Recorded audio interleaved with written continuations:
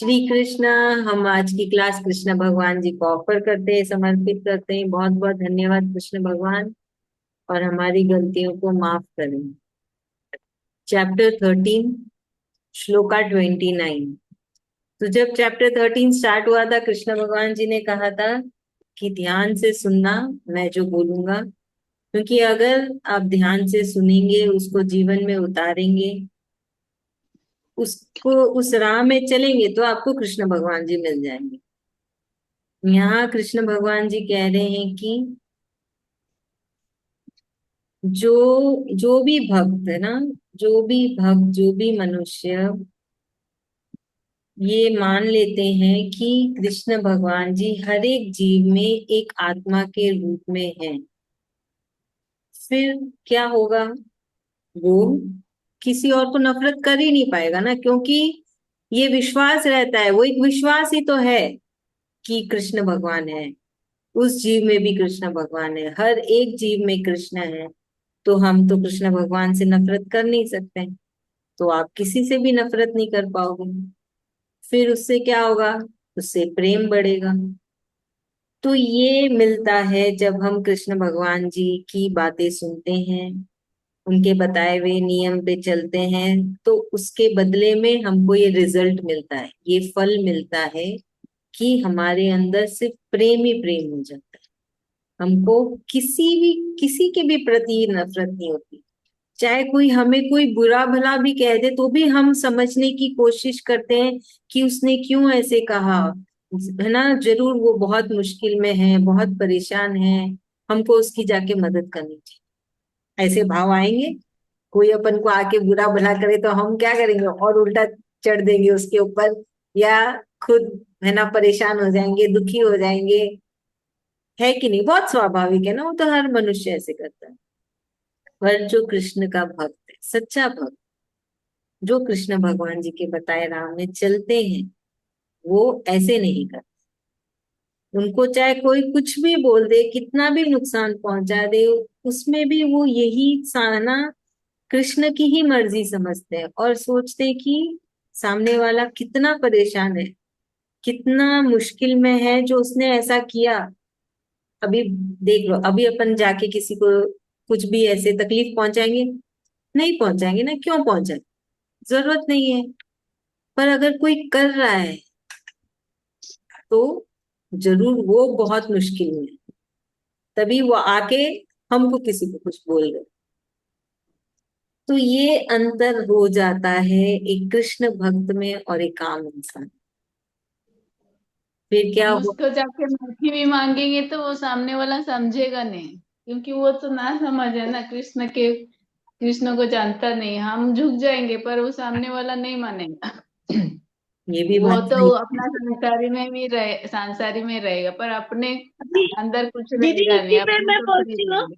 अभी जैसे हम लोग बचपन में, मैं बोली ना, अभी जैसे फूल तोड़ के ले आते थे, भगवान को चढ़ाना है, तो लोगों से भी सुनते थे कितना बात। पापा भी गुस्सा करते थे, तुम लोग उसके बाड़ी से क्यों लाए, वो इतना बात बोल के गए बोल के। पर उसी चीज का तो आज भगवान मेरे को फल दिए ना, दिए ना, इतना बड़ा मतलब सब कुछ, इतना खुद का सब कुछ हो रहा है, फ्लावर से भगवान को सजा रही हूँ तो मन भर के फूल हो रहा है। तो वही है आज। वो उस दिन सुनाने के लिए वो प्रेम, और जो जब गुस्सा करते थे ना कि कोई कुछ बोलता था, और प्रेम जगता था, और फूल लाने का वो ये होता था। तो बस वही है, वो लगाव हो गया था उससे, तो उसी का रिजल्ट आज भगवान ने दिया। तो यही वही चीज है। सही है। वो आपकी चाह बहुत स्ट्रांग थी, है ना। आपकी जो एक चाह, हर किसी की कुछ ना कुछ चाह होती, तो आपकी वो एक चाह इतनी इतनी स्ट्रांग थी कि कृष्ण भगवान जी ने उसमें तथास्तु कह दिया और उसको पूरी कर दी। तो हमें अपनी ये चाह इतनी स्ट्रांग रखनी कि हमको कृष्ण भगवान जी चाहिए, इस शरीर में चाहिए, और शरीर के बाद आत्मा को कृष्ण भगवान मिल जाए, परमात्मा में लीन हो जाए, है ना। इस चाह को इतना स्ट्रांग बनाइए। जैसे आपकी ये जो फूल की चाह थी, वैसे ही कृष्ण की चाह, अब कृष्ण की चाह को स्ट्रांग बनाइए। तो यहाँ पे 29 में कृष्ण भगवान जी बता रहे हैं कि क्या मिलता है जब हम सब में कृष्ण को देखते हैं, क्या मिलता है जब आप विश्वास करते हैं कि हर जीव में कृष्ण है ना, उसका परिणाम क्या होता है कि आप किसी से नफरत ही नहीं कर पाते। आपके अंदर से नफरत चली गई, दुश्मनी चली गई, किसी के प्रति क्लेश चला गया, खत्म हो गया। क्योंकि आपको तो सब में सिर्फ कृष्ण कृष्ण ही दिख रहे हैं। वो तो है ना, गोपियों वाली बात हो गई ना, आप गोपी हो गए, कृष्ण की गोपी हो गए। क्योंकि गोपियों को क्या है, सब जगह कृष्ण कृष्ण ही तो दिखते हैं, और क्या दिखते हैं उनको। और वो कृष्ण के ही मगन, उसमें मगन रहते हैं, कृष्ण भगवान के, है ना, उसके चेतना में ही मगन रहते हैं और उसमें रासलीला करते हैं। बस हो गई बात, फिर आप कृष्ण की गोपी बन गए। तो सबको फिर आप समानता से, संभाव से सब सब जीव को देखते हैं, चाहे कोई हमारे साथ कुछ भी करे, चाहे हमें कोई कितना भी बुरा भला कह दे, नफरत कर ले, हम नहीं कर पाए ना, एक कृष्ण भक्त नहीं कर पाए। तो बस वही भगवान जी कह रहे हैं कि ऐसा करो, उससे ये मिलेगा। क्योंकि मनुष्य है ना, कुछ मिलेगा तो थोड़ा जल्दी उसके ऊपर काम करना शुरू कर देते हैं। भगवान कृष्ण भगवान कहते हैं कि फल की आशा मत रखो, क्या मिलेगा वो मत सोचो। पर फिर भी वो बता रहे हैं कि अगर आप मेरे बताए राह में चलते हैं तो आपको मिलता है प्रेम, है ना, आप बन जाएंगे कृष्ण की गोपी। चलिए इसे कौन समझाएगा। हाँ रंजिता। इसमें मतलब कृष्ण भगवान जी यही समझा रहे हैं कि सब मनुष्य में, सब जीव में, सब में कृष्ण का वास है बोल के यदि तुम समझ जाओगे तो फिर तुमको कोई चीज से नफरत नहीं होगी, सब चीज से तुम अपने को प्रेम हो जाएगा। कि हाँ, कोई हमें आके गुस्सा किया तो भी लगेगा कि हाँ भाई, कोई बात नहीं, गुस्सा कर रहा है ना, कृष्ण भगवान जी हमको बोल रहे हैं, कुछ हम गलती किए इसीलिए। तो नफरत जैसे किसी की बात को हम लोग पकड़ लेते हैं, उसका बात को हम लोग सोचते रहते हैं कि नेगेटिविटी होता है उससे, वो सब नहीं आएगा। सब में हमको प्रेम दिखेगा, सब में प्रेम दिखेगा। मतलब जैसे गोपियां हैं, गोपियां, गोपियों को हर मतलब वो कृष्ण से इतना प्रेम करते हैं, इतना कि उनको हर जगह कृष्ण ही दिखते हैं। वो पूरा कृष्णमय हो जाते हैं, उनको हर जगह कृष्ण कृष्ण, वही हमारे अंदर प्रेम जग जाएगा। तो कृष्ण भगवान वही हमारे अंदर वो प्रेम का उत्पत्ति के लिए ही बोल रहे हैं कि हर जगह कृष्ण ही कृष्ण का अनुभव करो। थैंक यू भाभी, थैंक यू। अभी श्लोका 30 में कृष्ण भगवान जी उन भक्तों की प्रशंसा कर रहे हैं जो हर जीव में कृष्ण भगवान जी को देखते हैं, वो विश्वास करते हैं, है ना। ऐसा नहीं हमने सुना और ठीक है सब में है, उन्हीं उनको एक अटूट विश्वास है कि हर जीव में कृष्ण है ना। सब ये जो करता है, शरीर जो कर रहा है, वो प्रकृति और 3 गुणों से मेल से कर रहा है। प्रकृति मतलब हम, हमारे आसपास के लोग, हमारा परिवार, हम जिस जगह में हैं, मौसम, है ना, ये सब प्रकृति है। तो उसके प्रभाव से और हमारे 3 गुणों के प्रभाव से और इंद्रियां, दिमाग, मन और अहंकार, इन सब के प्रभाव से ये शरीर काम करता है। तो वो इस चीज में विश्वास करते हैं और विश्वास करते हैं कि जो अंदर बैठे कृष्ण भगवान है आत्मा के रूप में, वो तो सिर्फ क्या कर रहे हैं, वो तो सिर्फ तमाशा देख रहे हैं कि ये शरीर कर क्या रहा है ना। वो क्या, वो आत्मा कुछ नहीं करती, वो बैठी है अंदर, वो तो इंतजार कर रही है कि कब ये शरीर सारी भाग दौड़ मेरे हाथ में देगा तो फिर मैं काम पे लगूं। तब तक आत्मा बैठी है अंदर, सब कुछ देख रही है। आप जितना उसके खाते में भरते जा रहे हो वो सब स्वीकार करती जा रही है। वो जो लेके आई न जाने कितने कितने जन्मों से, वो सब ये शरीर भोग रहा है, जो जितना भोगना करना है। जो रह जाएगा वो आगे जाएगा। तो भगवान कृष्ण भगवान जी उन उन भक्तों की प्रशंसा कर रहे हैं जो आत्मा को परमात्मा से मिलाने की पूरी कोशिश कर रहे हैं, जो कि नए कर्म नहीं बांध रहे हैं, सारे कर्म को खत्म कर रहे हैं, है ना। तो भगवान जी बोल रहे हैं कि ऐसे जो मनुष्य हैं, जो कि एक योगी है, एक ज्ञानी है ना, तो वो नए कर्म नहीं बांध रहे। और इससे क्या होगा? आत्मा को परमात्मा में मिलने में आसानी होगी, उसके लिए और आसान हो जाएगी, है ना। तो ये सारी चीजें जो हम सुन रहे हैं रोज थोड़ा थोड़ा करके, जो कृष्ण भगवान जी सिखा रहे हैं, हमको उसको अपने जीवन में उतार, तभी तो इसका फल मिलेगा। सिर्फ सुनने से तो होगा नहीं, सिर्फ समझने से भी नहीं होगा, उसको जीवन में उतारना पड़ेगा, उस राह में चलना पड़ेगा। तब जाके ना आत्मा परमात्मा में मिलेगी, तब जाके ना कृष्ण भगवान जी हमको योगी कहेंगे, ज्ञानी कहेंगे, वो भी हमारी प्रशंसा कहेंगे, तब ना जाके हम गोपी बनेंगे कृष्ण की। तो इस पे चलना पड़ेगा, इस पे विश्वास करना पड़ेगा, दिन भर दिमाग में ना यही सारी चीजें चलनी चाहिए, और कुछ नहीं। सबका परिवार है, हर परिवार में कुछ ना कुछ टेंशन होता है, वो नहीं चलना चाहिए। क्या चलना चाहिए? कृष्ण कृष्ण कृष्ण कृष्ण, कृष्ण भगवान जी ने ऐसे बोला, कृष्ण भगवान जी ने वैसे बोला। जिससे हम प्रेम करते हैं उसी के बारे में सोचते हैं, एक बात याद रखिएगा, है कि नहीं। बस अभी खुद ही जो जांच लो, आप किससे प्रेम करते हो सबसे ज्यादा, तो बस वो ही करना है। दिन भर सिर्फ कृष्ण के बारे में ही सोचिए, ये बोला था इस चैप्टर में, वो श्लोका में ये बोला था, ऐसे करना है मुझे, वैसे करना है, कृष्ण भगवान जी को ये नहीं पसंद है तो मैं ये नहीं करूंगी।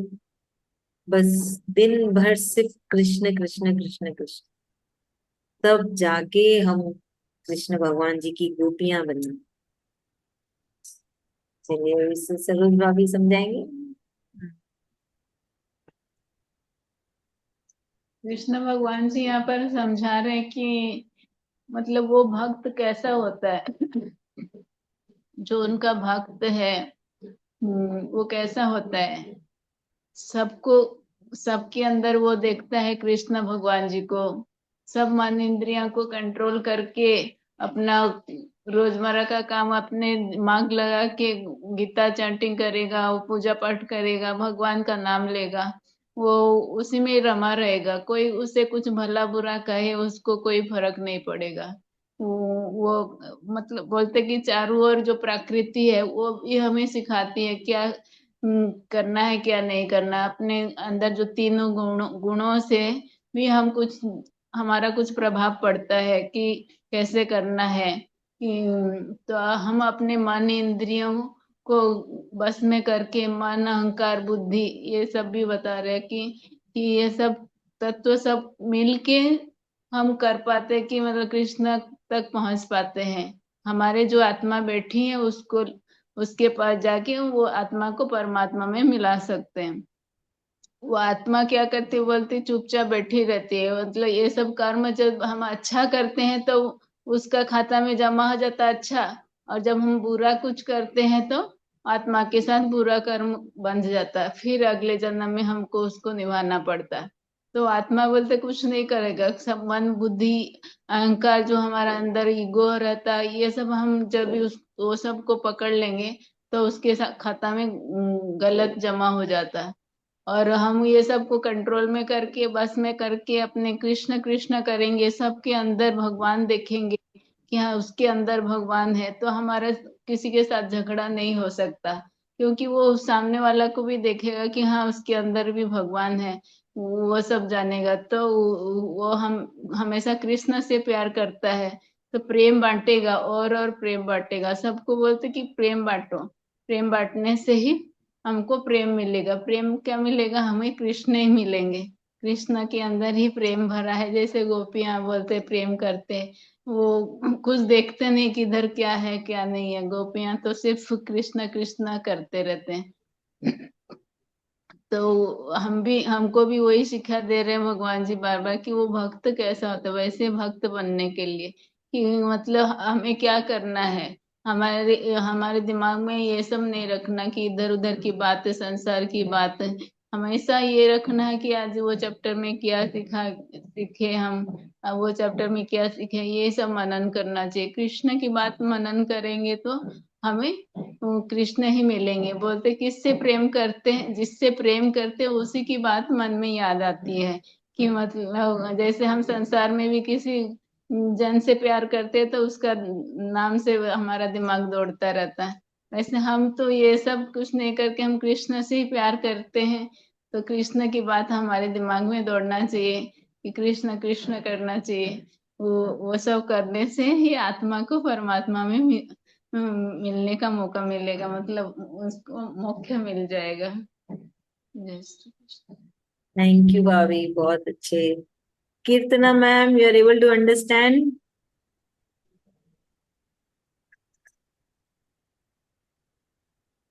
ठीक है, अगले श्लोका में चलते हैं, श्लोका 31। अभी कृष्ण भगवान जी बता रहे हैं कि आ, क्या फल मिलता है उन भक्तों को जो ये विश्वास करते हैं कि सब कृष्ण भगवान जी से ही आ रहे हैं, और कृष्ण भगवान जी हर एक जीव में समाये हुए, है ना। सब कृष्ण भगवान जी से आ रहे हैं, मतलब ये जो इतना विशाल समुंदर है, क्या हमने बनाया? हमने तो नहीं बनाया, किसी मनुष्य ने नहीं बनाया। पहाड़, इतने सुंदर सुंदर पहाड़ है। हम हिल स्टेशन जाते हैं छुट्टियां मनाने, क्यों जाते हैं? क्योंकि कितनी सुंदर है वहां की जगह, इतनी सुंदरता से बनी हुई है। मनुष्य ने बनाया? चांस ही नहीं है कि नहीं? ये जो नदियां हैं कितनी अच्छी लगती है ना, कोई नदी को देखते तो मन कितना शांत हो जाता है। नदी बनाई हमने? नहीं बनाई। इतने सुंदर सुंदर पेड़ पौधे पौधे हैं, इतने वैरायटी है, मतलब काउंट भी नहीं कर सकते, उतनी वैरायटी है, हमने बनाई। इतने सुंदर पक्षी है, मछलियां ले लो इतनी सुंदर है, जानवर इतने रकम के।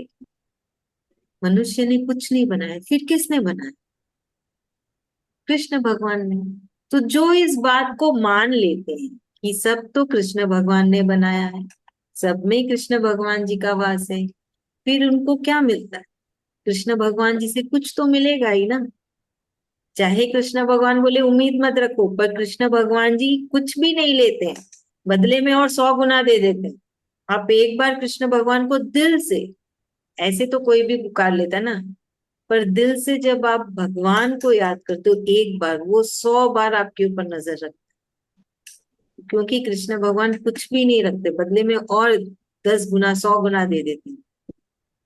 तो भगवान जी बोलते जिस क्षण एक भक्त इस बात को स्वीकार लेता है, उसको एक इतनी सी भी शंका नहीं होती है, उसी क्षण उसे परमात्मा में, उसे सच्चिदानंद के, उसको सच्चिदानंद मिल जाते हैं, परमात्मा में उसका लीन हो जाता है आत्मा का, है ना। तो ये मिलता है जब हम कृष्ण भगवान जी की बातें स्वीकारते हैं, उसको अपनाते हैं और उससे प्रेम करते हैं, तब हमें कृष्ण खुद मिल जाते हैं, है ना। उसका ब्रह्मा में लीन होता है। तो यहाँ पे ब्रह्मा मतलब है कृष्ण, जो कृष्ण खुद ही मिल जाते हैं, है ना। उसको सच्चिदानंद ब्रह्मा की प्राप्ति हो जाती है। तो देखिए, बहुत सरल है भगवान को पाना। इसके लिए तो कहा जाता है ना, बहुत आसान है भगवान को पाना, बस पता होना चाहिए कि कैसे पा सकते। वो जो सही रास्ता है वो समझना, उसको समझना बहुत जरूरी। तो देखिए, अभी हम लोग चैप्टर 13 में हैं, तो इतने सारे चैप्टर्स कर लिए। अभी तक तो कृष्ण भगवान ने नहीं कहा कि इतने का दान दो, इतने का दक्षिणा दो, इतने का चढ़ावा दो, कुछ भी नहीं कहा। कुछ नहीं, ना कोई नियम कानून डाले कि अपना सोने का रूटीन बदल दो, तुमको सुबह 4 बजे उठना है, कुछ नहीं। वो तो कह रहे हैं जैसे तुम्हारी जिंदगी चल रही है चलते चलो, बस क्या बदलना है? अंदर के भाव, अंदर से विचार, बस उतना ही बदलना है, और कुछ नहीं करना। और वो बदलने से हमारा ही फायदा होगा ना। अभी आप सबका गुस्सा कुछ तो कम हुआ होगा, जब से आप लोग भगवत गीता में जुड़े हैं। गुस्सा कम हुआ होगा, चिंताएं कम हुई होगी, परेशानियां कम हो गई होगी। इन सब से क्या होता है?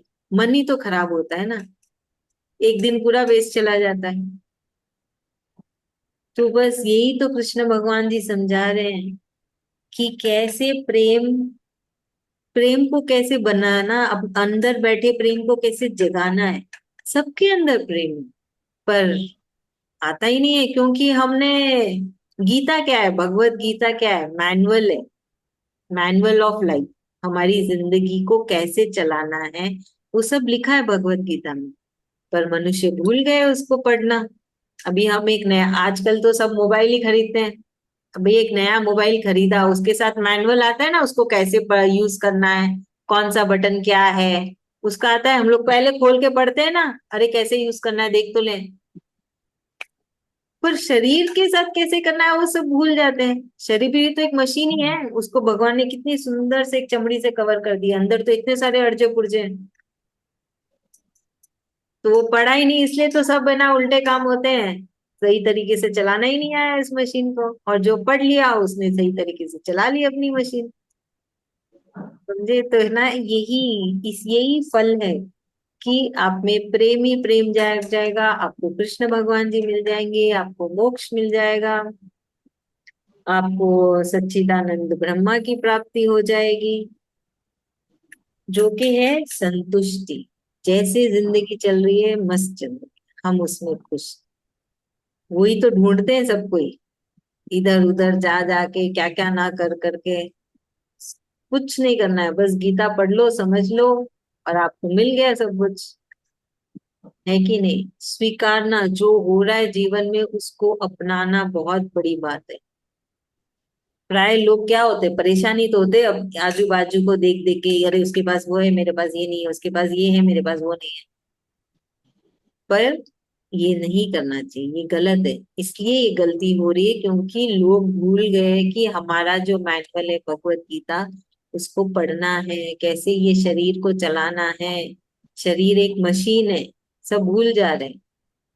धन्यवाद है कृष्ण भगवान जी का कि उन्होंने हम सबको चुना और हमें समझाया, हमें सही राह में लेके जा रहे हैं, हमको बता रहे हैं।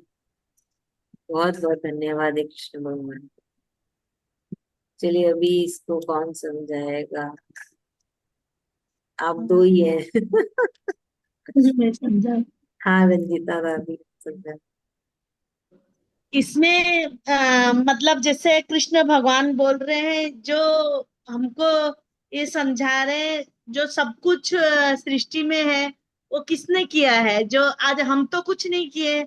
आज हम लोग कहीं नदी है, पेड़ पौधे हैं, पहाड़ पर्वत है, जो सुंदरता है, जो है वो सब सब तो कृष्ण भगवान जी का ही किया हुआ। हम तो कुछ नहीं किया, हमारा तो कोई, हम लोग कहीं जाते हैं, बाहर घूमने जाते हैं, हम लोग को बहुत अच्छा लगता है घूमने जाने से। वो जो परिवेश है, वो जो एटमोस्फियर है, वो सब तो कृष्ण भगवान का बनाया हुआ है।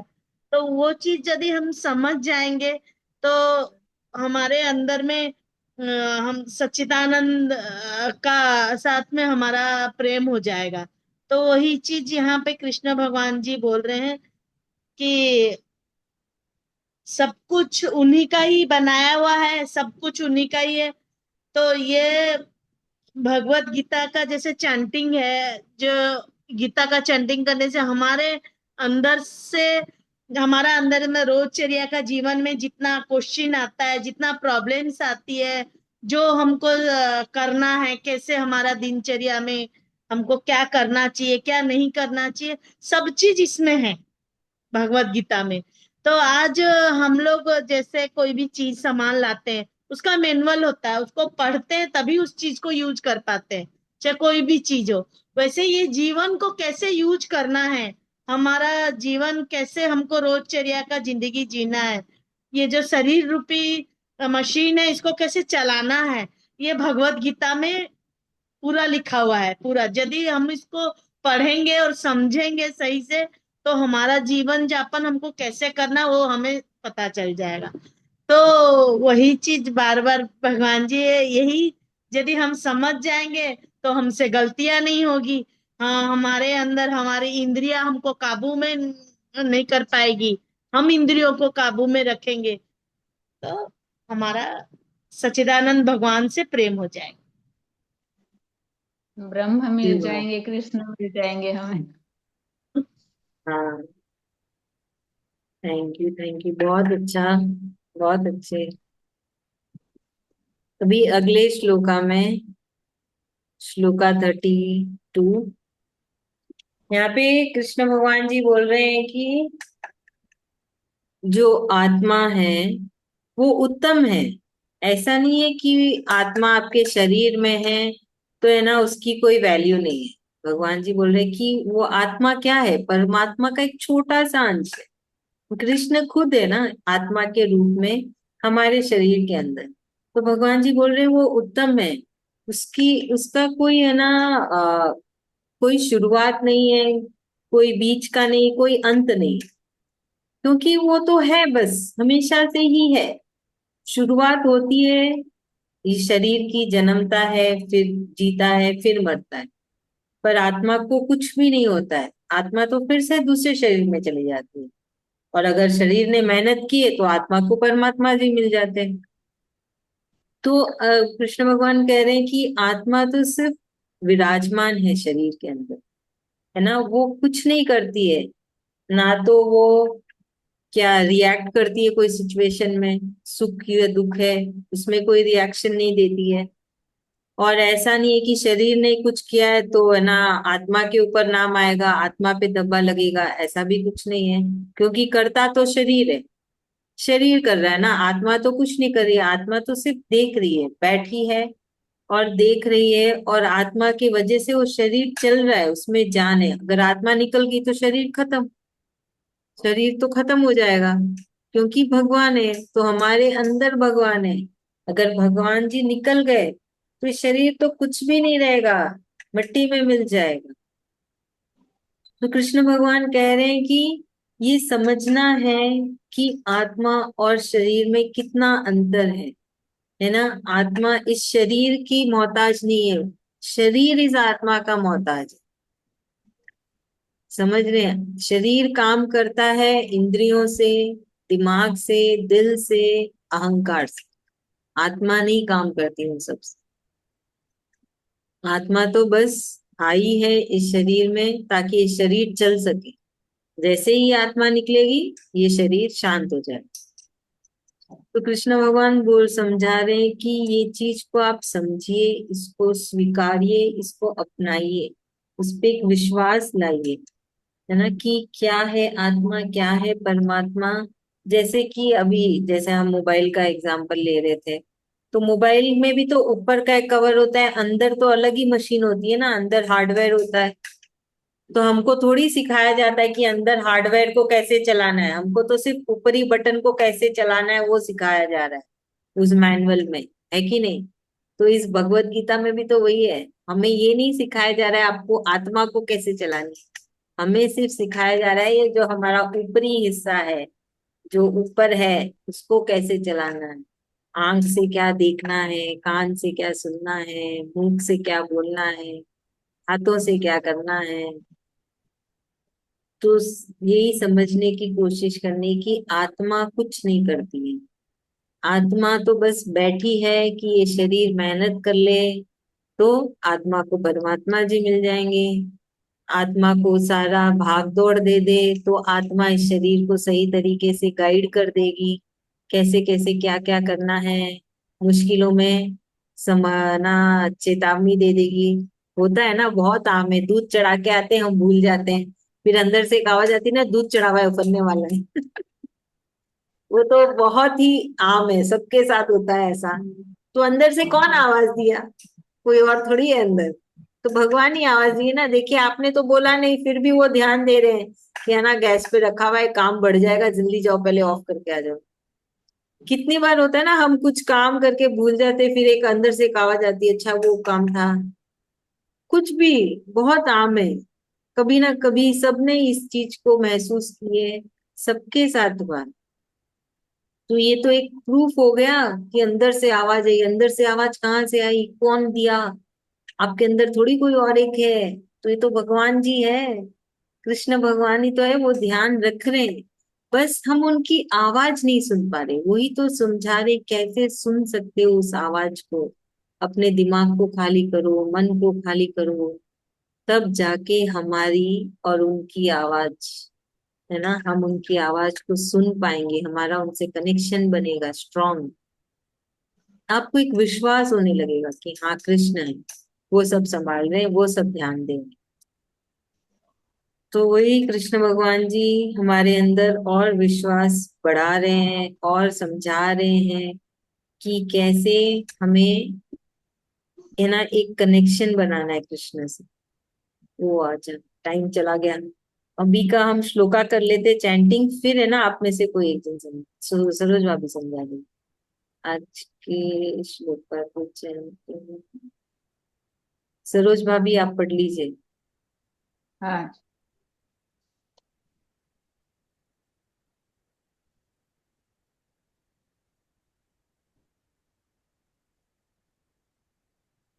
आप पढ़िए अपने आप। हाँ, कौन सा? 29 ना? हाँ। हाँ। प्रकृत्येव च कर्माणि क्रियमाणानि सर्वशः यः पश्यति तथात्मानं कर्तारं स पश्यति। यदा भूतात् पृथग्भावं एकमनुपश्यति तथा एव च विस्तारं ब्रह्म सम्पद्यते। तदा अनादित्वात् त्रिगुणत्वात्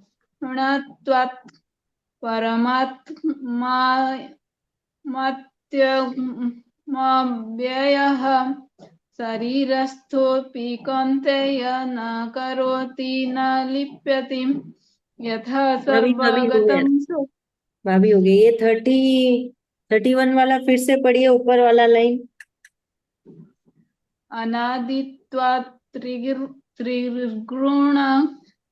अनादित्वान, हम्म शरीर नहीं हो, न है, अनादित्वान ना है। गुणत्वात्। अनादित्वा क्या उच्चारण होगा? न है वो, आधा न और पूरा न, त्र नहीं है। निर्गुण होगा। हाँ, निर्गुणत्वात्। निर्गुण परमात्मा यमव्ययर्थः। हाँ हाँ, परमात्मा शरीरस्थो, यम हो। हाँ, शरीरस्थोऽपि कौन्तेय न करोति न लिप्यते यथा सर्वगतं सौख्यम्यदकंसं नोपलिप्यते सर्वत्रावस्थितो देहात्मा नोपलिप्यते यथा प्रकाशयत्येकः कृत्स्नं लोकमिमं रविः भाभी क्षेत्रं क्षेत्र। अभी लाइन कट